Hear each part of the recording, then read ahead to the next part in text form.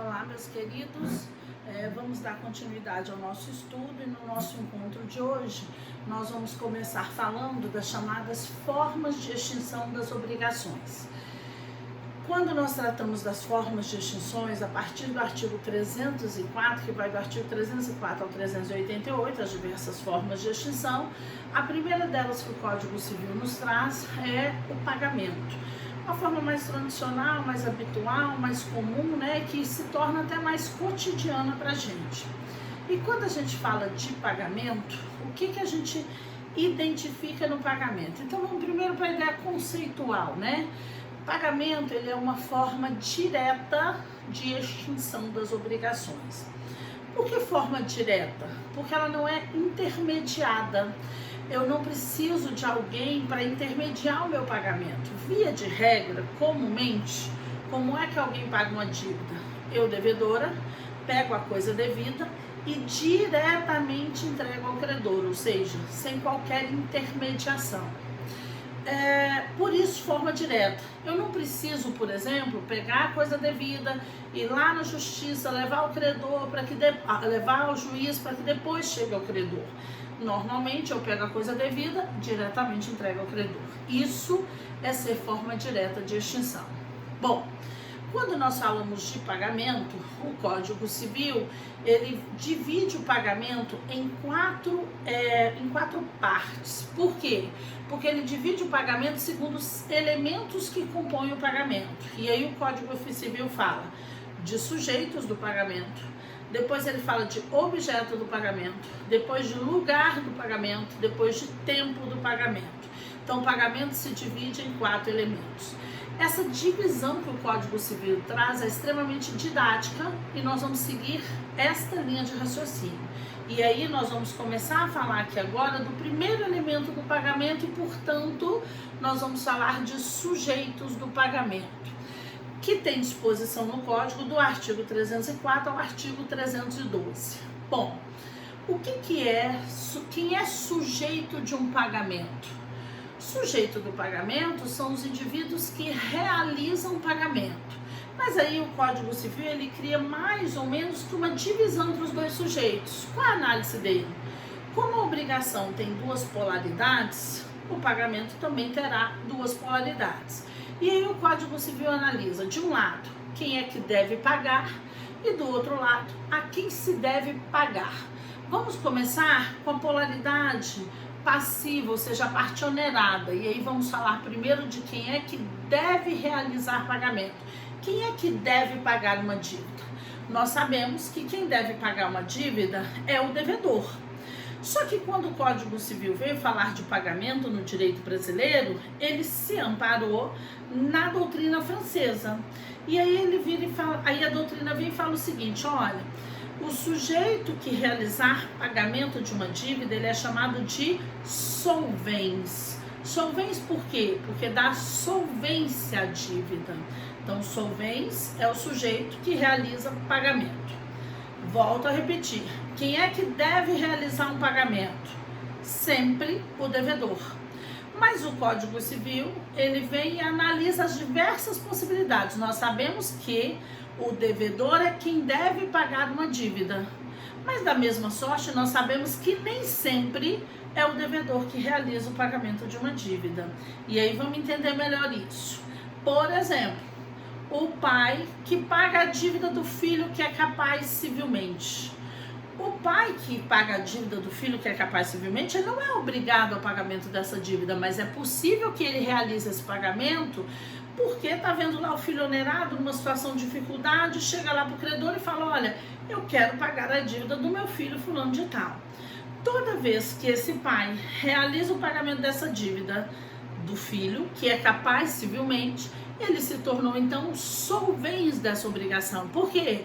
Esse pai deu solvência. Bom, mas quando a gente fala de solvens, o Código Civil ele estabelece uma distinção para a gente. Como eu acabei de falar, nós temos a figura do devedor, que é o solvens, vamos dizer assim, principal numa relação jurídica. Via de regra, quem paga a dívida é o devedor. Mas o legislador reconhece a possibilidade de que o pagamento, ou seja, o solvens, seja um terceiro, de que o pagamento seja feito por um terceiro. E aí, quando nós entramos na seara do terceiro, nós temos que observar atentamente o que o Código Civil nos diz. Quem é terceiro num pagamento é aquele indivíduo que nem é classificado como credor nem como devedor. Ou seja, ele pode ou não fazer parte do contrato, mas ele não é sujeito da obrigação. Por isso que ele é chamado de terceiro. E aí vamos entender isso melhor. Quando nós falamos de terceiro, o legislador ele classifica o terceiro em duas espécies. E aí ele nos conta que existe o terceiro interessado e o chamado terceiro não interessado. E aí vamos entender isso. Quando eu falo de terceiro interessado, quem é terceiro interessado? É aquele que possui interesse jurídico na extinção da dívida. Então, se eu possuo interesse jurídico, eu sou o terceiro interessado. Então, por exemplo, o fiador. Fiador é caso típico de terceiro interessado. Fiador ele não é sujeito do contrato porque ele nem é credor nem é devedor. Ele faz parte do contrato? Faz, porque ele assina o contrato. Mas ele é um terceiro. Só que ele é um terceiro interessado. Por que ele é interessado? Porque ele tem interesse jurídico na extinção da dívida. Quando a dívida está extinta, o fiador também se libera. Então, por isso que ele é terceiro interessado.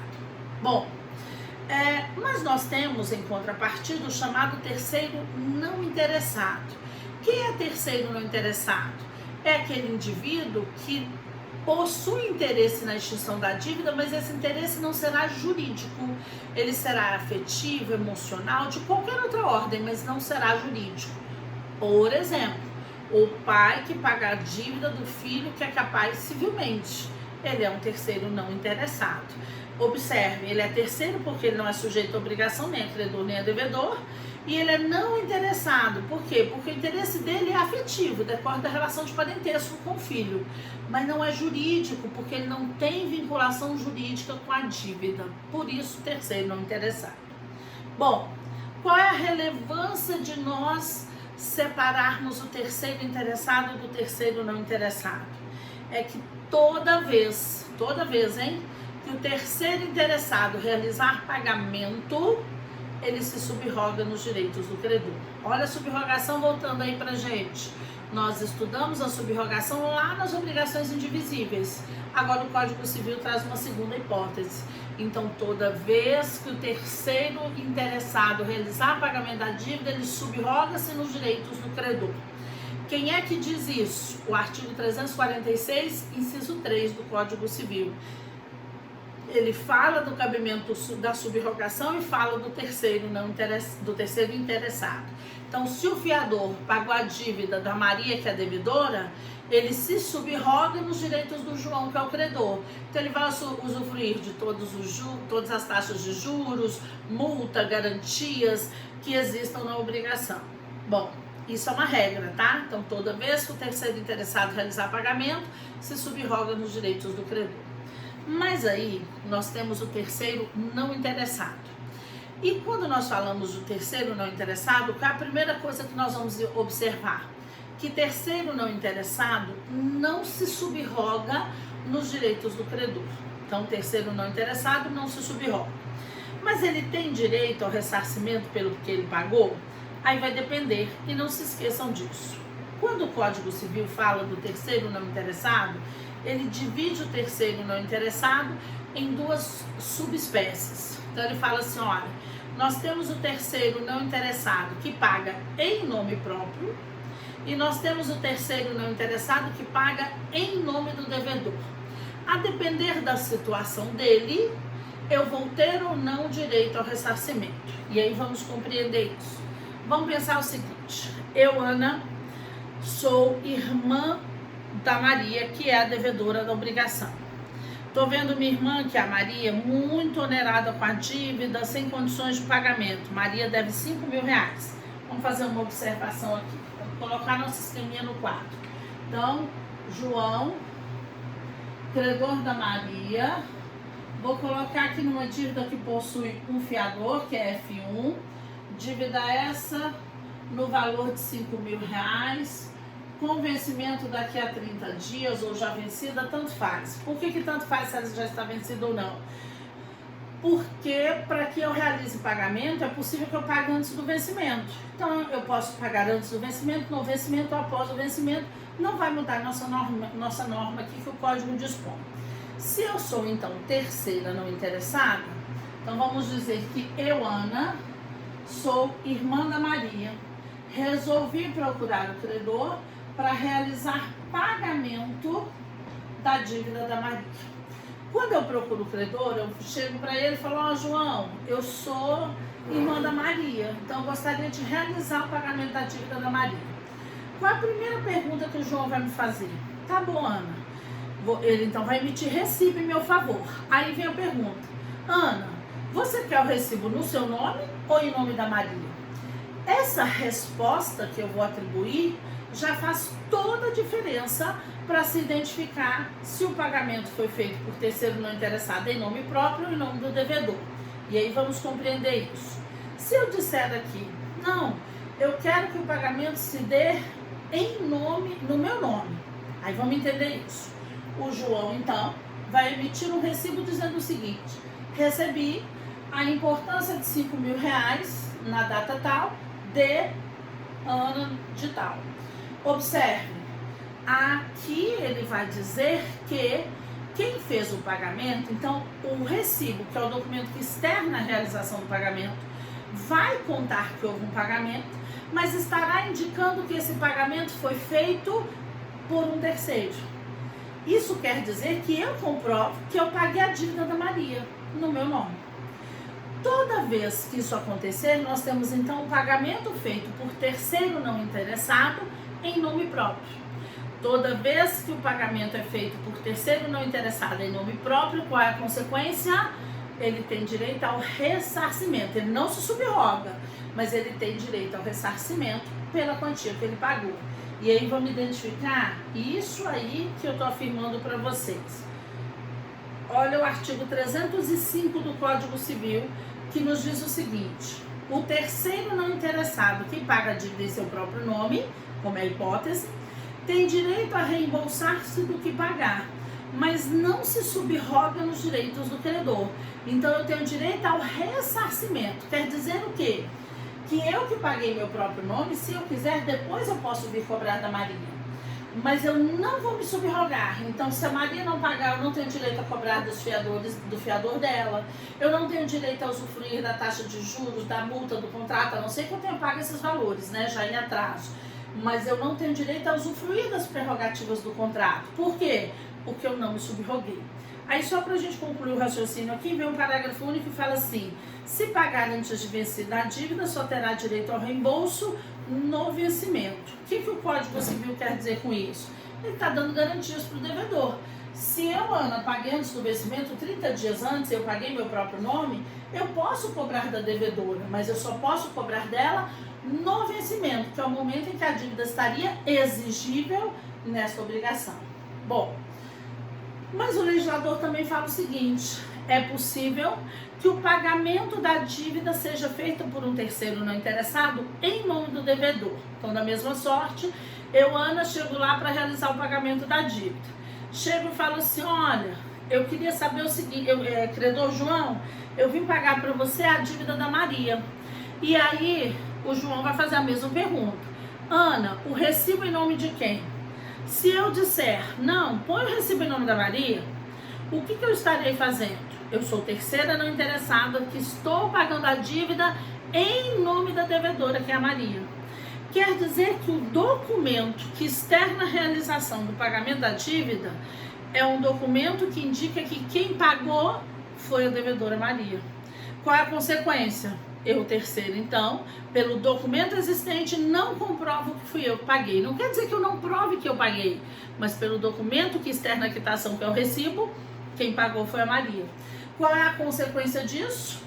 Neste caso, então, eu, terceira não interessada, não terei direito ao ressarcimento.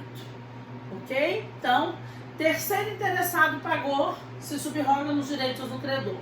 Terceiro não interessado, se pagar em nome próprio, tem direito ao ressarcimento, sem subrogação. Se pagar em nome do devedor, não tem direito ao ressarcimento. Bom, uma vez que a gente vê isso, a gente consegue dar uma pausazinha aqui no nosso raciocínio para a gente verificar as disposições que o código faz acerca da figura do solventes. E aí nós vamos lá para o artigo 304. Olha o que ele fala aqui. Qualquer interessado na extinção da dívida pode pagá-la, usando, se o credor se opuser, dos meios conducentes à exoneração do devedor. Então vamos entender isso. Vamos pegar um primeiro exemplo aqui para a gente visualizar isso aí. Vamos dizer, vou continuar aqui com o João, que é credor da Maria, nessa dívida que consiste no valor de R$5.000.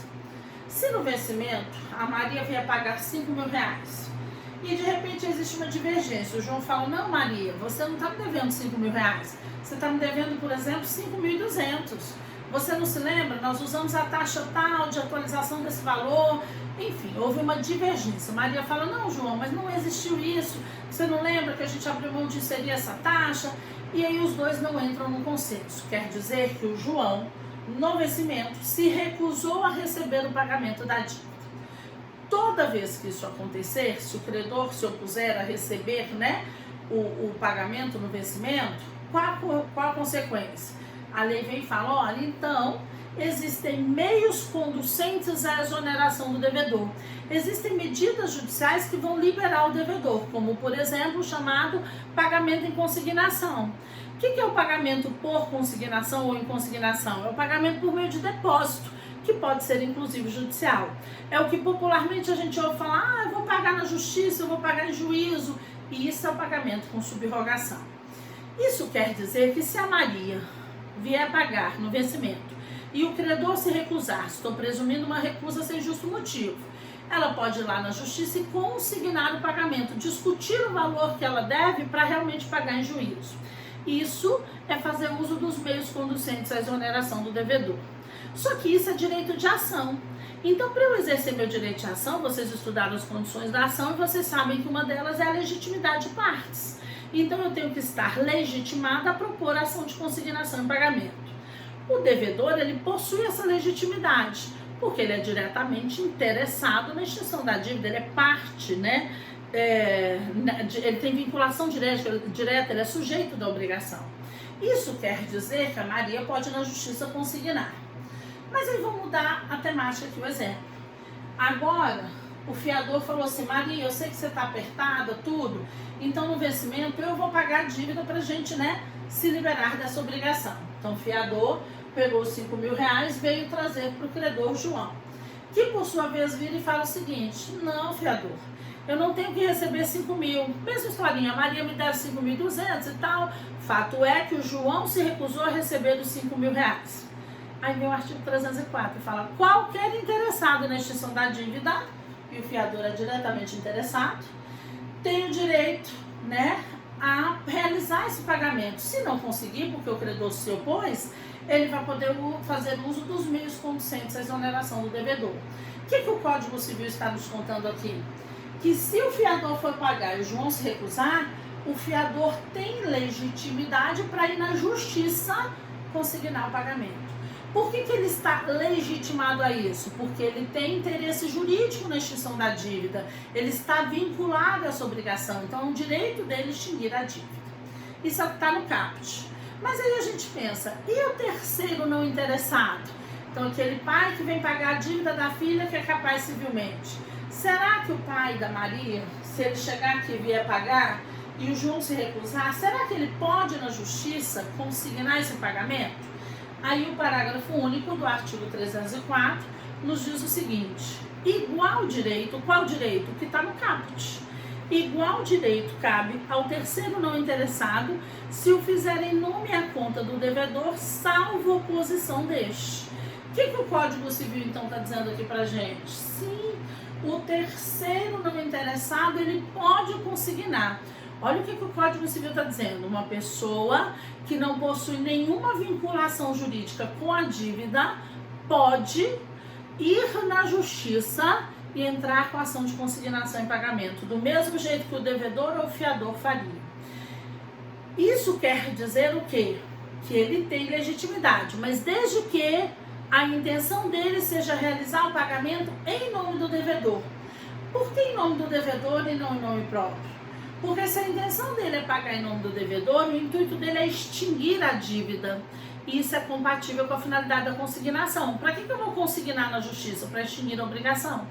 Então, se o terceiro não interessado que procurou o credor para realizar o pagamento da dívida vai pagar em nome do devedor, a intenção dele é uma só: liberar o devedor. Não é cobrar depois do devedor, porque ele não teria mais direito de cobrança.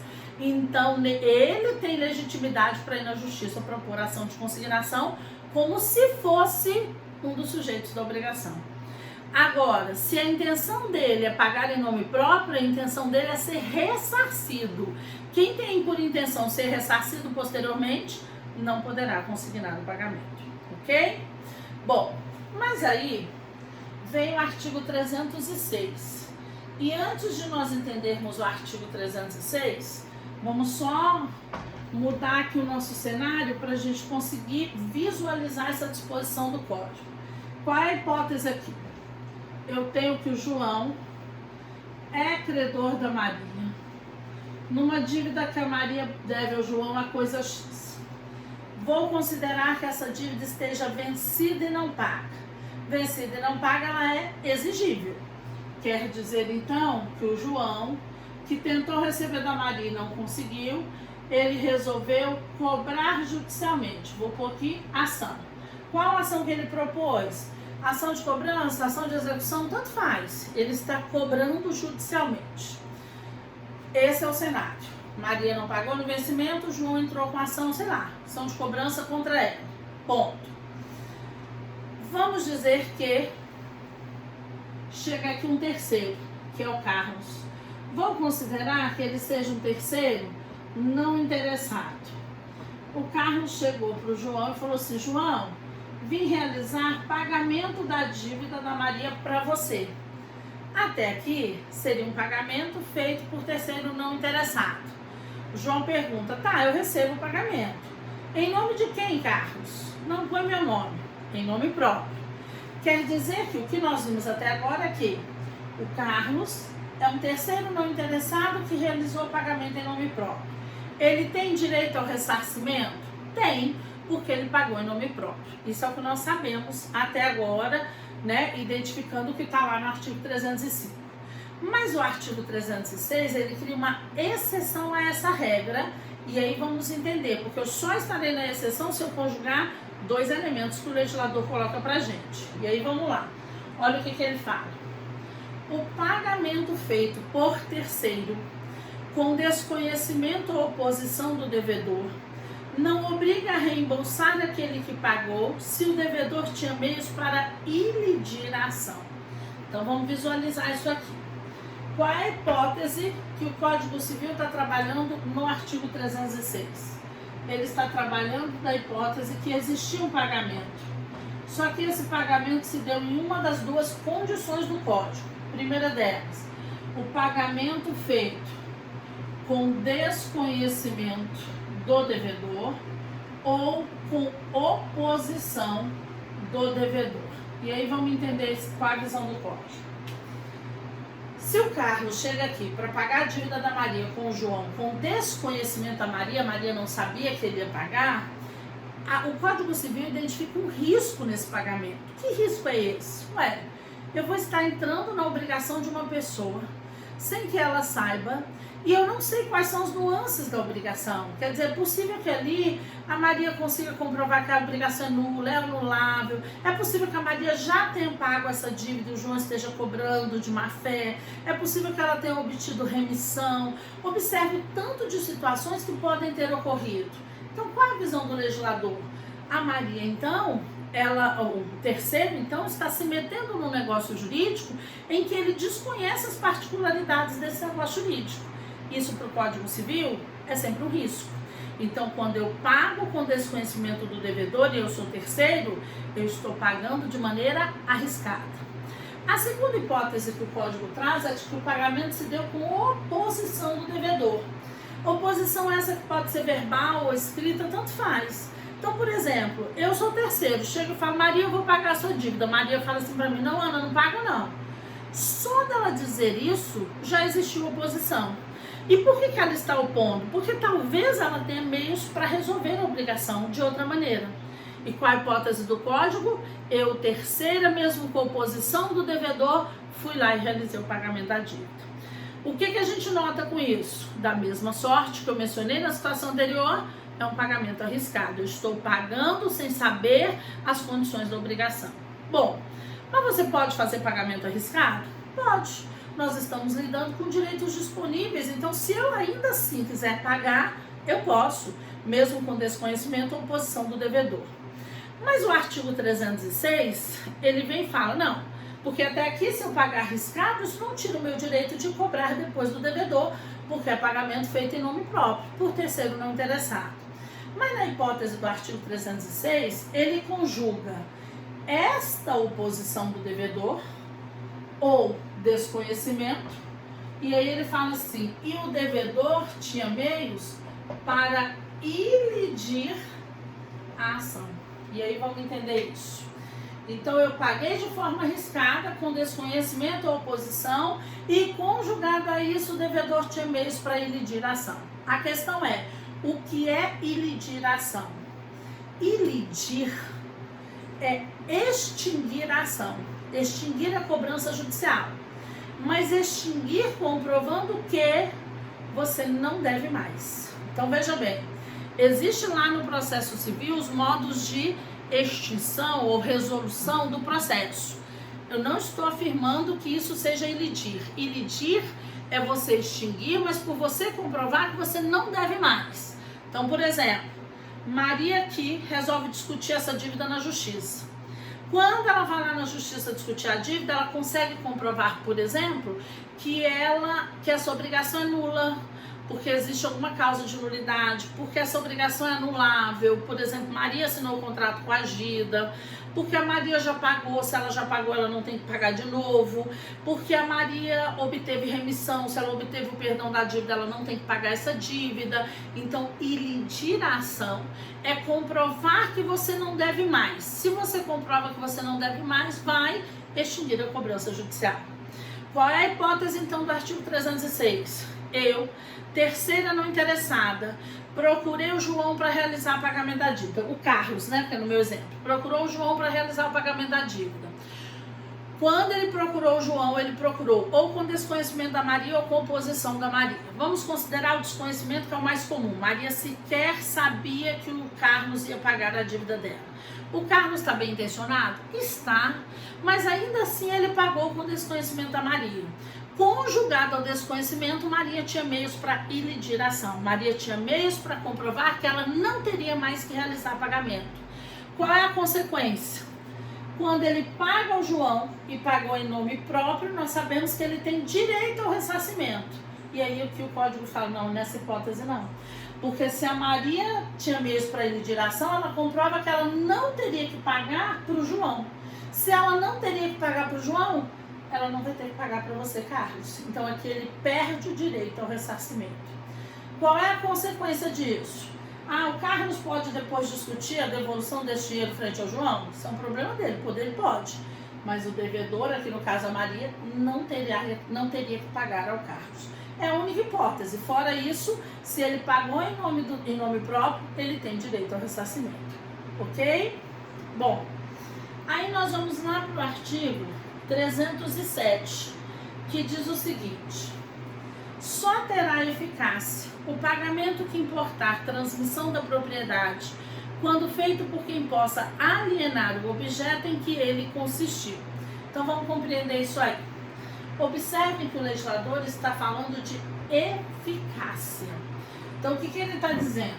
O pagamento só vai gerar efeitos se quem realizou o pagamento for alguém que possa alienar, que possa dispor, que possa vender, que possa doar, que possa ceder o bem que foi objeto do pagamento. Então, por exemplo, eu, Ana, sou proprietária de um imóvel. Eu, Ana, resolvi vender este imóvel. Eu posso. Ele está livre, está desembaraçado, é meu, está no meu nome, eu tenho escritura, registro, tudo bonitinho. Quando eu vendo, este pagamento, ele terá eficácia, quer dizer, ele vai gerar efeitos. Por quê? Porque quem vendeu, quem alienou, é um sujeito que é titular e, portanto, pode alienar, pode vender. Isso quer dizer que se eu não entregar, o terceiro que comprou o imóvel, o meu credor, ele pode exigir a entrega desse imóvel. É exigível, porque o pagamento gerou efeitos, tem eficácia. Diferentemente, se eu não sou titular do bem. Então, por exemplo, eu, Ana, sou inquilina. Se eu sou inquilina, eu só tenho posse direta. Eu não posso vender este imóvel, não me pertence, eu não sou procuradora da proprietária, não me pertence. Mas se eu vender esse imóvel, professora, mas aí é uma ilicitude. A questão é essa, o código não está preocupado em discutir ilicitude. O código está preocupado em demonstrar que esse pagamento não gera efeitos. Quer dizer, ele está falando, não precisa perder tempo discutindo validade, não. Porque a validade é moroso, demora, tem meio de prova. Você nem precisa discutir se esse negócio foi válido ou não. Você vai dizer que esta venda não terá eficácia frente a terceiros. Quer dizer que o credor não vai ter direito a exigir este imóvel. Por quê? Porque o bem foi alienado por quem não tinha titularidade nem autorização para alienar. Isso quer dizer o quê? Que o legislador está protegendo quem é o titular do bem, o proprietário. Aí vem o parágrafo único e diz o seguinte: se der em pagamento coisa fungível, não se poderá mais reclamar do credor que de boa fé a recebeu e consumiu, ainda que o solvente não tivesse o direito de alienar. E aí vamos visualizar isso aí. Vamos dizer o seguinte: eu tenho aqui o João. O João, ele é credor do Carlos. Numa dívida que o Carlos deve ao João, por exemplo, R$1.000. Vou considerar com vencimento para daqui a 30 dias. O Carlos não tem esses R$1.000 para pagar ao João. Carlos sabe que ele tem que pagar. O João é um colega dele de trabalho, é uma pessoa que empresta dinheiro, mas usa alguns meios ostensivos na cobrança. O Carlos está receoso. O fato é que o Carlos tem que realizar esse pagamento. Só que ele não tem o recurso. Procurou, por exemplo, pela irmã dele, terceira nessa historinha, que é a Maria. Virou e falou assim: Maria, eu sei que você tem esse recurso aí guardado na sua casa para alguma emergência, me empresta aí esses R$1.000? Maria falou: Carlos, não posso te emprestar esse mês, infelizmente. Não emprestou. O Carlos, por sua vez, de absoluta má fé na minha historinha, o Carlos, por sua vez, foi lá na casa da Maria, sem que a Maria soubesse, e furtou os R$1.000. O Carlos está de má fé? Tá. O Carlos está cometendo, né, um ilícito penal, ele está cometendo furto. Aqui para o direito civil ele está de má fé. Pegou os R$1.000, entregou para o João e, portanto, realizou pagamento. Até aqui, o que nós observamos? O João, ele está de boa fé nesse pagamento. Ele não sabe da origem do dinheiro, ele simplesmente recebeu e consumiu. Consumiu, não importa se ele colocou numa poupança, se ele gastou, se ele deu para alguém, consumiu. Qual é a consequência disso? A Maria, alguns dias depois, descobre. Quando ela descobre, ela sabe que os R$1.000 que eram dela foram destinados ao João. O que o Código Civil fala? Maria, você não vai poder ir atrás do João. Por que a Maria não pode ir atrás do João? Porque aqui eu estou falando de coisa fungível, ela é substituível. O João está de boa fé, recebeu e consumiu. É a lei dizendo: Maria, sobre dinheiro você não tem direito de sequela, como na hipótese anterior do imóvel, que se tem direito de sequela. Na hipótese de dinheiro, você não tem direito de sequela, então você não pode exigir esse dinheiro do João. Mas ela pode correr atrás do Carlos? Pode. Resta saber se ela vai receber ou não. Ok? Bom, essas são as disposições que o Código Civil fala pra gente da figura dos solventes, que vai lá do artigo 304 ao artigo 307. Mas aí, a partir do artigo 308, o Código Civil ele começa a falar pra gente da outra polaridade do pagamento. E aí ele vai falar pra gente da figura a quem se deve realizar o pagamento, a quem é que se deve pagar uma dívida. Nós sabemos que nós temos que pagar uma dívida ao credor ou ao seu representante legal, mas da mesma sorte nós sabemos que nem sempre isso acontece. Dívidas são pagas de maneira errada, pagamentos são feitos de maneira errada, equivocada.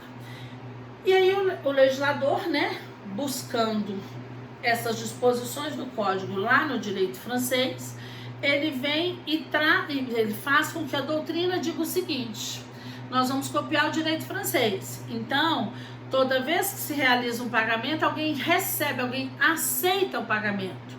O indivíduo que recebeu ou aceitou o pagamento, ele vai ser chamado de acipiens. Quem é acipiens? Aquele que aceita o pagamento, aquele que recebe o pagamento. Em regra, quem é o acipiens? O credor ou seu representante legal. Mas nós sabemos que nem sempre isso vai acontecer. Bom, pensando nisso, quanto à figura do acipiens, vem o Código Civil lá no artigo 308 e diz o seguinte: o pagamento deve ser feito ao credor ou a quem de direito o represente. Está aí o legislador dispondo sobre a figura do acipiens. Você, quando você vai realizar um pagamento, você paga ao titular do crédito, então ao credor ou representante legal que esteja habilitado a receber em nome dele. Mas o legislador sabe que nem sempre isso vai acontecer. E aí ele fala o seguinte: sob pena de só valer depois de por ele ratificado ou tanto quanto reverter em seu proveito. Então vamos entender isso. Vamos imaginar aqui a seguinte situação. O senhor João é credor do Carlos. E aí o senhor João chegou para o Carlos e falou, o senhor João convencionou com o Carlos que no vencimento da dívida o Carlos iria até a casa do João para a realização do pagamento. Bom, na data de vencimento da obrigação, assim foi feito. Carlos pegou lá os R$2.000 que ele devia ao senhor João, foi até a casa do senhor João para realizar o pagamento. Chegando lá, quem é que atendeu a porta? A Maria, filha do senhor João. A Maria chegou, né? Vou considerar até que ela seja capaz civilmente, tá? Só para não tumultuar nosso exemplo. O senhor Carlos virou e falou: senhor Maria, o senhor João, seu pai tá aí, preciso falar com ele. Não está, meu pai teve uma viagem emergencial, só vai chegar no final do dia ou amanhã. Aí o Carlos, pensando assim, nossa, para mim vai ficar complicado voltar aqui, falou assim: Maria, eu posso deixar com você, eu tenho uma quantia aqui, eu devo R$2.000 a seu pai. Posso deixar esse dinheiro com você? Maria falou: pode. Me dá um recibo, Maria? Dou. Pronto. O Carlos então entregou R$2.000 a Maria, que por sua vez entregou o recibo para o Carlos. Quer dizer que o Carlos fez pagamento. Fez ao sujeito de direito? Não, porque a Maria não é representante legal do João, que é o pai dela. Então até aí o Carlos pagou mal. Quem é a acipiens nesse pagamento? A Maria, porque foi ela que aceitou o pagamento. Bom, quer dizer então que a Maria pagou mal, o Carlos pagou mal. O que nós sabemos? Que existe aquele brocardo popular, que é uma máxima aqui no nosso ramo. Quem paga mal, paga 2 vezes. Mas aí o Código Civil virou e falou assim: não, para você não pagar 2 vezes, eu então vou permitir que você tente salvar este pagamento mal feito. E de que maneira seria isso? Aí olha o que o legislador fala.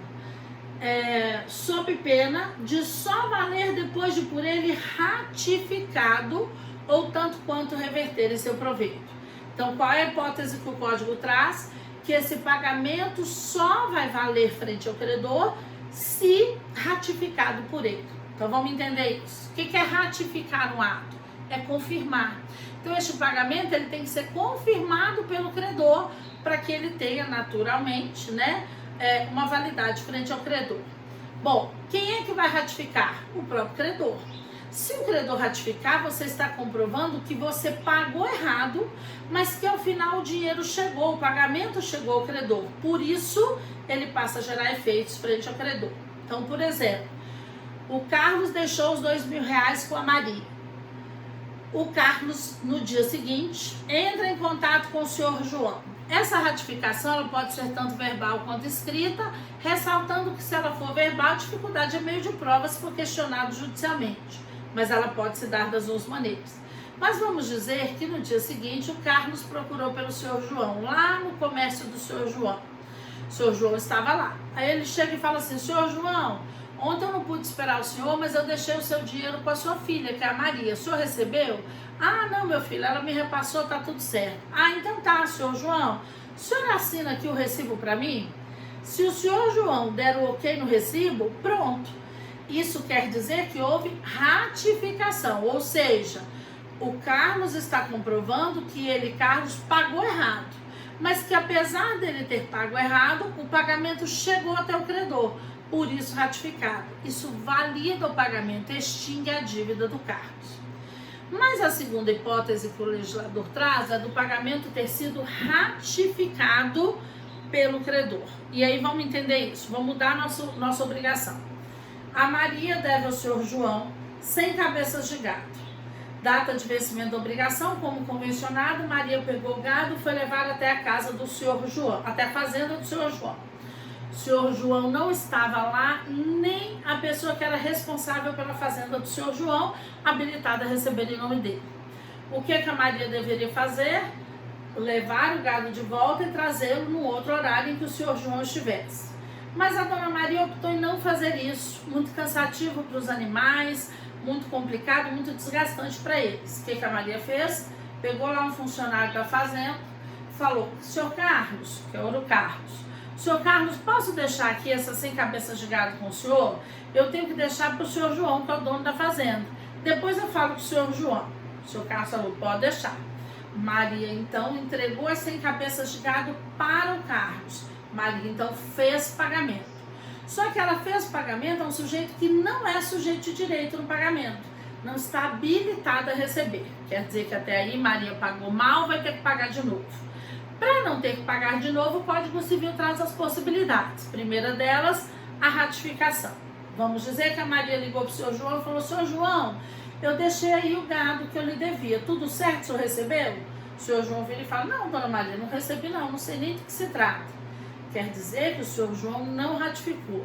Mas, professor, o senhor João está de má fé. Está. Mas qual é o problema aqui que deu margem à má fé? A falta de zelo da dona Maria na realização do pagamento. E quem paga mal, paga 2 vezes. Aí o Código Civil fala: se, no entanto, Maria, não houve ratificação, mas se você comprovar que em proveito do senhor João o pagamento reverteu, esse pagamento vai ser validado. O que é comprovar que em proveito dele o pagamento reverteu? É comprovar que foi incorporado ao patrimônio do sujeito. Então, por exemplo, a dona Maria tem uma prova testemunhal, que é um fazendeiro vizinho das 2 fazendas, que viu a dona Maria se deslocando com gado até a fazenda do senhor João. A dona Maria, por exemplo, consegue fotos comprovando que o gado, com a marca da fazenda dela, está lá na fazenda do senhor João. Se ela juntar esses elementos, ela consegue comprovar que o pagamento reverteu em proveito dele, ou seja, que a coisa chegou até as mãos dele. Qual é a consequência nisso? O pagamento é válido, gera todos os efeitos civis do pagamento. Ok? Bom, mas aí, o legislador, pegando esse raciocínio, nós vamos lá para o artigo 310, que fala o seguinte: não vale o pagamento cientemente feito ao incapaz de quitar, se o devedor não provar que em benefício dele efetivamente reverter. O que o legislador está contando aí pra gente? Vamos dizer o seguinte: o João, ele é credor da Maria numa dívida que consiste no pagamento de R$5.000, com vencimento para daqui a 30 dias. Bom, eu vou considerar que o João seja incapaz relativamente, mas que ele se encontrava devidamente assistido quando da realização deste contrato. Quer dizer que o contrato plenamente válido. No vencimento, convencionaram que a Maria pegaria os R$5.000 e levaria até o João. A Maria assim fez. O João estava em casa, mas os pais dele não estavam em casa naquele momento. Os pais tiveram que fazer uma viagem próxima ali a Goiânia e, em razão disso, só chegariam no dia seguinte. O que a Maria deveria fazer? Deixar de pagar naquele momento, depois ajustar uma nova data com os pais do João, ou então consignar o pagamento na justiça. Mas o que a Maria fez? João, vamos fazer o seguinte então: eu vou te entregar os 5 mil reais, quer dizer que a Maria fez pagamento, ciente da incapacidade do João. E aí, João, depois eu converso com seus pais. Bom, quer dizer que a Maria pagou mal. Quem paga mal, paga outra vez. Para Maria não pagar outra vez, o que o Código Civil fala? Então, Maria, você tem que comprovar que em proveito do João o pagamento reverteu. Maria, você tem que comprovar que esse dinheiro foi incorporado ao patrimônio do João. Se a Maria comprovar isso, que em relação a dinheiro é muito difícil, porque como eu disse anteriormente, a gente não tem sequela em relação ao dinheiro, mas se ela comprovar, o pagamento é válido, gera efeitos. Se ela não comprovar, pagou mal, vai ter que pagar de novo ao João. E observem que aqui o Código Civil não traz a possibilidade de ratificação do pagamento mal feito. Por quê? Porque se ele for ratificado, por quem que ele vai ser ratificado? Pelos representantes legais do capaz. A possibilidade de se desviar patrimônio do incapaz é muito grande. Então o código falou, não, aqui só vale o pagamento se você comprovar que o proveito dele reverteu. Se não, pagou mal, paga duas vezes. Comprovar que o pagamento em proveito do credor reverteu é comprovar que ele foi incorporado ao patrimônio do credor. Isso é discussão judicial. É seguro, porque é o juiz declarando que o pagamento reverteu em proveito do incapaz.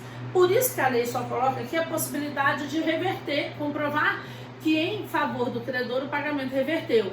Ele não coloca a possibilidade de ratificação, ok?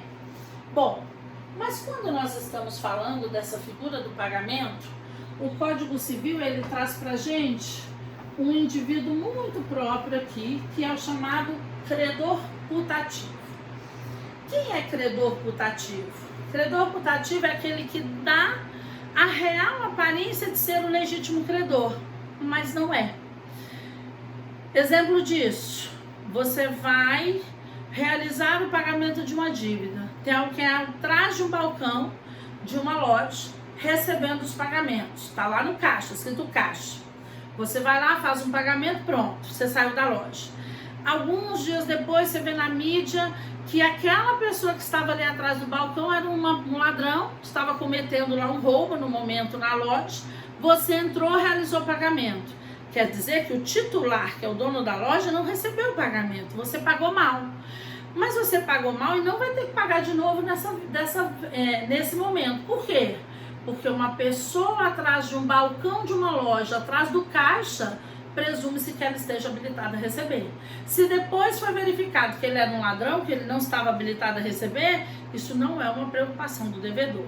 E pensando nisso, o Código Civil vem lá no artigo 309 e diz o seguinte: o pagamento feito de boa-fé ao credor putativo é válido, ainda provado depois que não era o credor.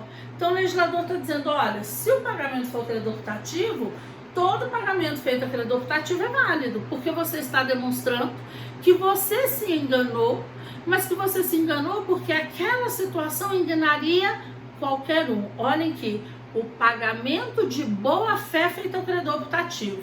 Essa boa-fé é a boa-fé objetiva, então é aquela do senso comum. Qualquer pessoa que entrasse naquela loja, vendo alguém atrás do balcão, em aparência que não era suspeita, realizaria pagamento para aquele indivíduo, achando que fosse um funcionário da loja.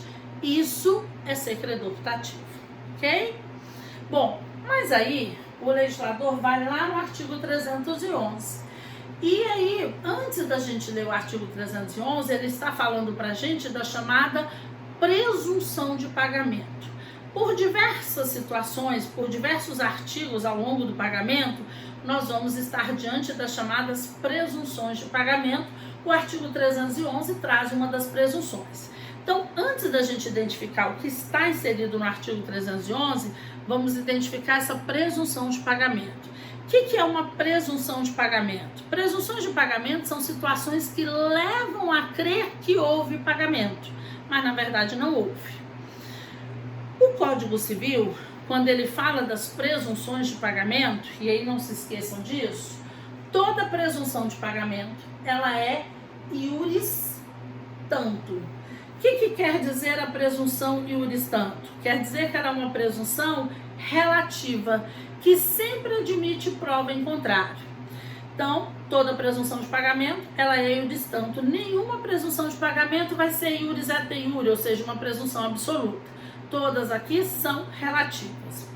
Exemplo típico de presunção de pagamento, a hipótese do artigo 322. Então, vamos lá para ela, que diz o seguinte: quando o pagamento for em cotas periódicas, a quitação da última estabelece, até prova em contrário, a presunção de estarem solvidas as anteriores. Então, vamos compreender isso aí.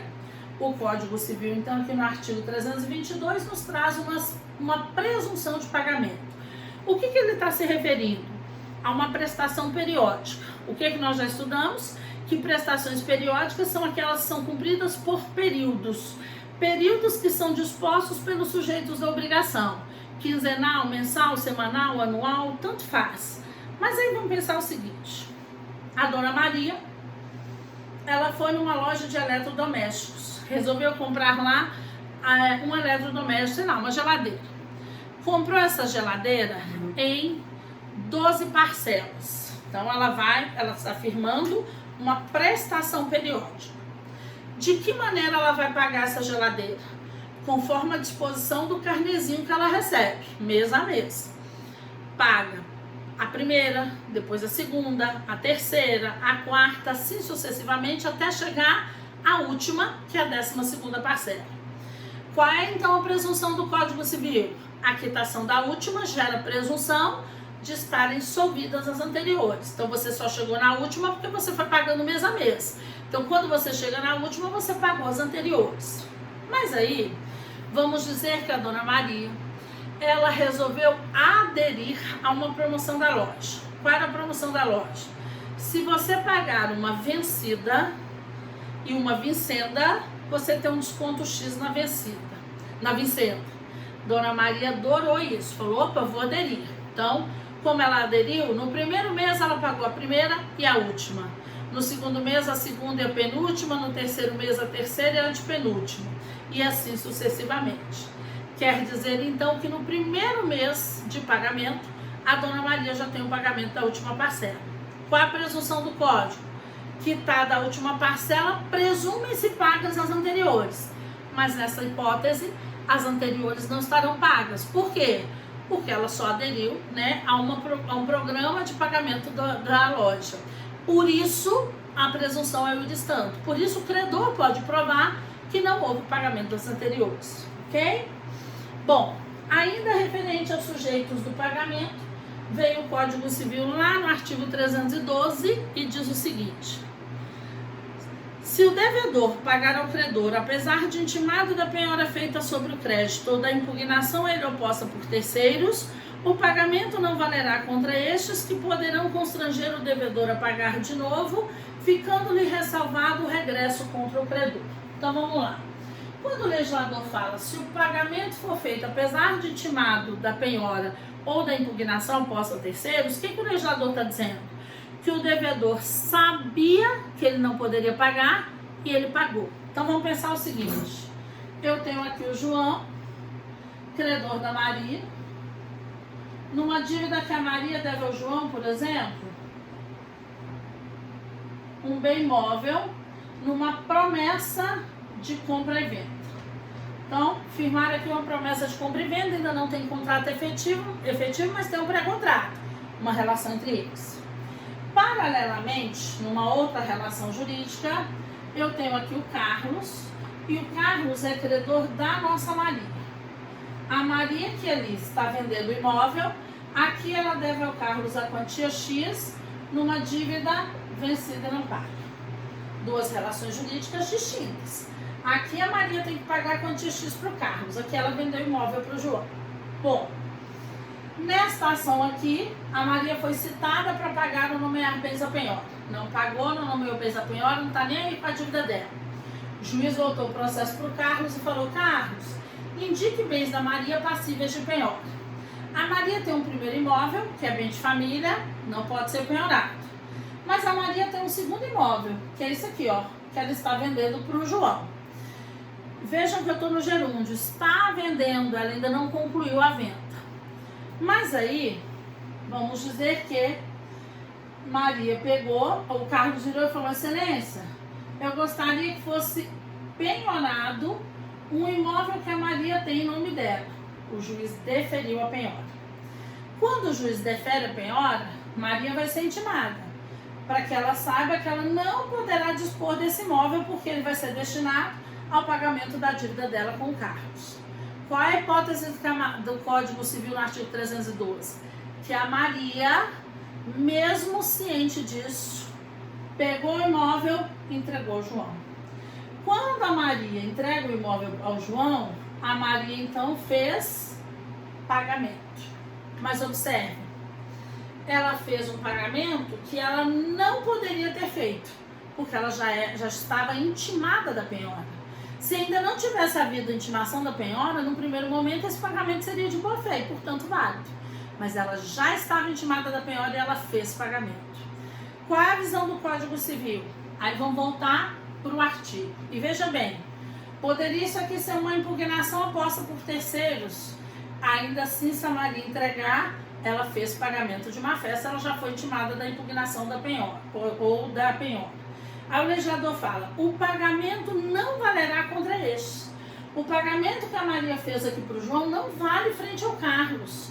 É dizer o seguinte, o Carlos vai tomar este imóvel do João, porque a Maria já foi intimada da penhora. A Maria contrariou uma ordem judicial.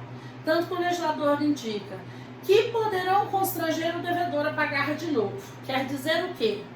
Que judicialmente o Carlos vai poder tomar este imóvel do João. O imóvel já está com o João, mas judicialmente o Carlos vai poder tomar dele. Quando o Carlos toma esse imóvel do João, quer dizer que então a Maria deixou de pagar ao João. É por isso que a lei fala que o terceiro vai constranger a Maria a pagar de novo. Quer dizer, Maria, você pagou para o João teve que entregar o imóvel para o Carlos, então você tem que pagar de novo o João, no mínimo indenizar o João. E aí a lei fala, garantindo-lhe, ficando-lhe ressalvado o regresso contra o credor, ficando ressalvado ao João, cobrar regressivamente. Por que fica ressalvado o regresso? Porque no final das contas, olhem bem isso, quem é que pagou a dívida da Maria para o Carlos? O João. Ainda que coativamente ele foi obrigado a entregar o imóvel ao João. Então, quem paga a dívida dos outros, o João pagou para o Carlos a dívida da Maria, entregando o imóvel. Então, ele tem direito de cobrar regressivamente da Maria. Ou seja, ele tem direito a ser indenizado. Então, a lei está dizendo, se você for intimado se você tem uma ordem judicial, não faça pagamento, porque senão você vai ter que pagar de novo. Ok? Bom, essas são as disposições que o Código traz para a gente acerca dos sujeitos do pagamento. Nós vamos estudar o pagamento em blocos conforme a divisão do Código. Então, aqui a gente para com os sujeitos do pagamento e dá continuidade posteriormente ao objeto do pagamento. Tá bom, meus queridos? Obrigada, um grande abraço a vocês.